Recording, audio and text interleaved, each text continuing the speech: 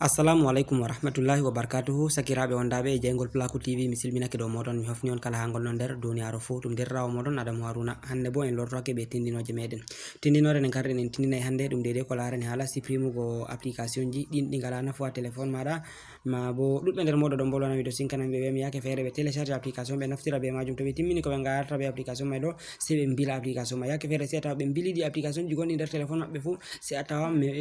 holla ɓe espace ha téléphone maɓɓe bo heewi. A tawa goɗɗo o wili photoji mako, o wili kaza kaza, o wili di application ji mako fou, amma tawa téléphone mai ngaɗo heewi o dulla ɗum ɗume on dede hebbini téléphone mai ɗo. Miɗo matina on yake fere ha on bilirta application ji mai ɗo on bofata. Exemple bana nda application ji am ɗo jotta to mi warano mi mema dow WhatsApp banni, nda WhatsApp mi tammi on dari ɗum waddani mi supprima WhatsApp go, to mi warano mi mema dow dede mi supprima on lari ɗo ɗum holli am to mi waɗi ok ɗo ni a lari dede mi désinstali application mai ɗo mi supprimi ɗum.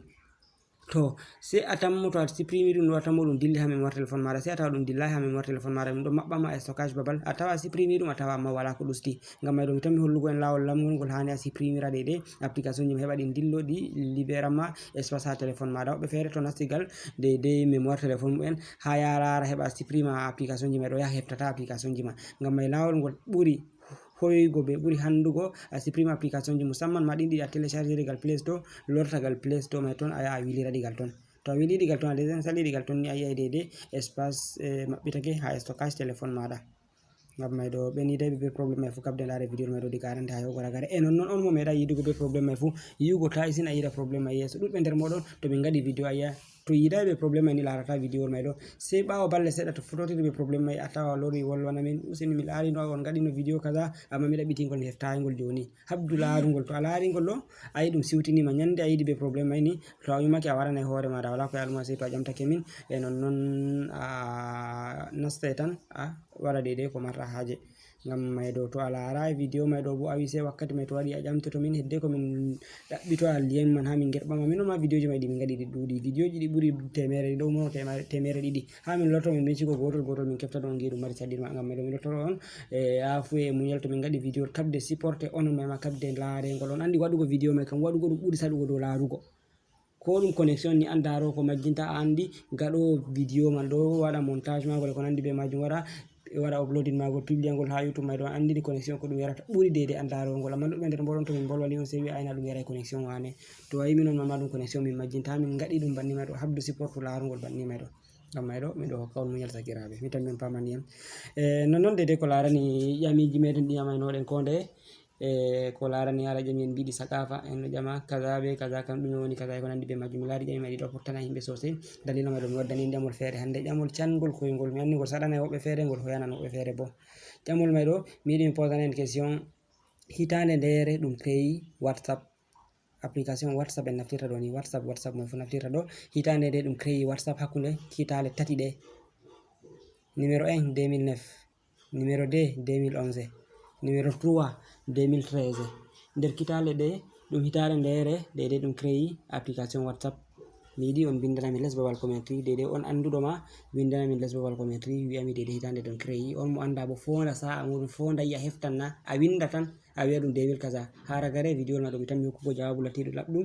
ma bo mi wiya latiɗum sahihi gi'a to a heftima be to a heftayi. Non mai ɗo ɗum ɗo ɓeddana en dede andugo kujeji ɗuɗɗi dede ɗi en andanano. Ɗuɗɓe nder moɗon bolwani min mani mbi non mai ɗo ɗum ɓeddani ɓe kujeji ɗuɗɗi. Ngam mai ɗo inchallah en continue en dede posugo sin question ji mai. Ngam mai ɗo miɗo reni commentary ji moɗon e tangijite waɗugo like ha vidéo mai bo. Ngam mai ɗo en dillai nder tindinore meɗen mbiɗi en tindinai gen no ɗum tammi salorago.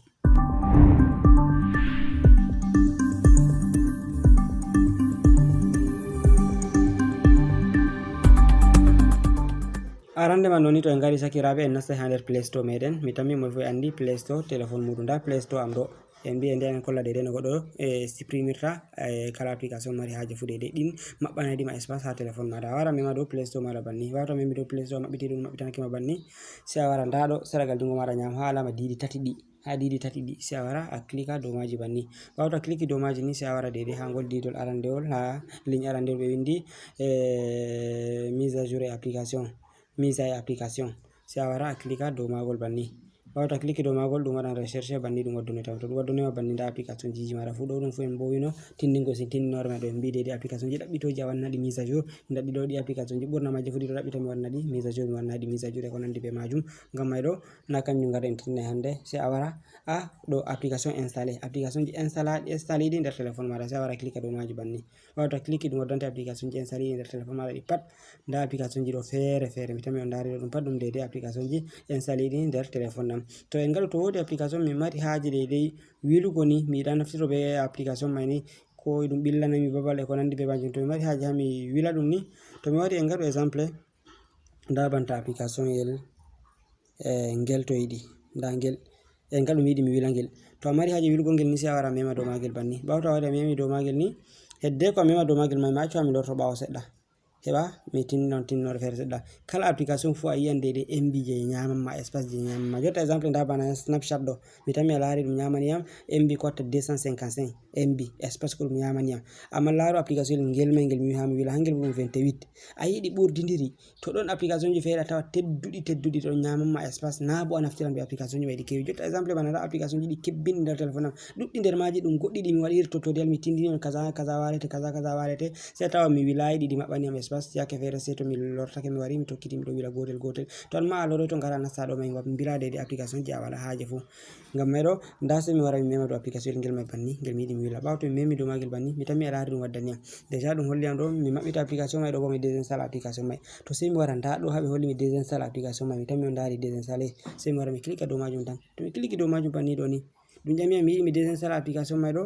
da bindi mai do mi yidi mi désinstall application mai na se mi winda désinstaller mai tan mi clique do majum to mi clique do majum ni jotta application mai do dum désinstall to dum désinstall ke ni yawa deja dum désinstall application mai do dum désinstall ke jotta to jotta wala ko yali am be dede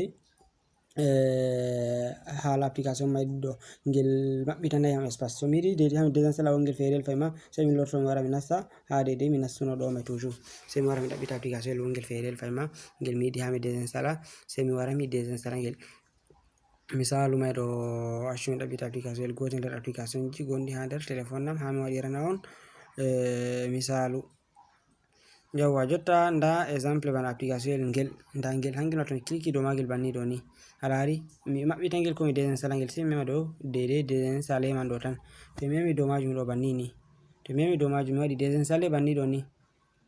accu ngian alari de ngel désinstall ke to ngel désinstall ke ma deja alari ngel holli am installé ça veut dire que mi loro mi install ngel an to mi mari haaje jotta ko wadi ngam ngel larti ngel désinstall ke to don lawol ko ngol to kala de ngara a désinstall kala application je mari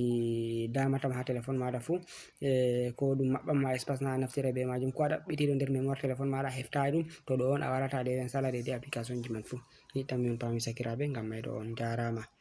non ko laarani jawabu jamol ngol jamden en jami hakkunde kitale tati de hitande ndere de dum créé application WhatsApp je naftirten do ni dudbe nder ngol bindi commentary ngam may do jawabu latti don sahihi latti dum labdum dum 2009 on be créé de WhatsApp de be dundu be 2011 be 2013 mi do mati non on bofi dum 2009 be créé de application WhatsApp dudbe nder meden mi tammi famdi on puddo naftirgo application 2009 kan ko nen dum warayno gal meden kamma yawa ngam may do dum 2009 on be créé application WhatsApp ngam may do on jarama sakirabe meccin sosai be yugo dudbe nder modon gadi commentary ji in derdirawo modon Adamu Haruna se den pottiya video tammi ngol warugo yeso. Wassalamu alaikum.